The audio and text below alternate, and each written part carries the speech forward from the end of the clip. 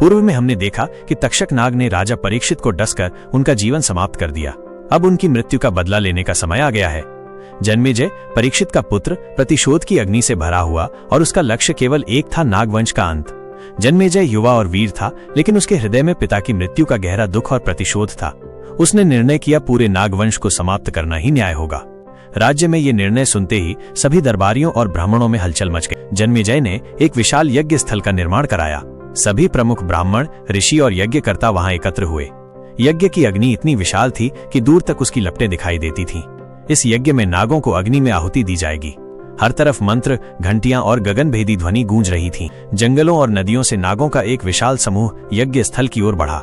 उनकी आंखों में चमक और स्वरूप में भयानकता थी। जैसे ही वे यज्ञ स्थल पहुंचे, वहां का वातावरण और भी भयंकर हो गया। हर नाग की प्रबल शक्ति और गहरी छाया यज्ञ स्थल पर महसूस की जा रही थी। जन्मेजय ने यज्ञ आरंभ करने का संकेत दिया। अग्नि में पहले नागों को समर्पित करने के लिए मंत्र पढ़े गए। जैसे ही अग्नि प्रज्वलित हुई, उसकी गर्मी और शक्ति से पूरा यज्ञ स्थल कांप उठा। नागों की छाया और पंखों की सरसराहट आग की लपटों में विलीन होने लगी। यज्ञ इतना भयंकर था कि आसपास की धरती और जंगल भी हिल गए। लेकिन तभी कुछ महान ऋषि, जिनमें सांपों और जीवों के रक्षक थे, यज्ञ स्थल पर पहुंचे। उन्होंने यज्ञ को रोकने का आदेश दिया और अपने दिव्य मंत्रों से नागों को बचाया।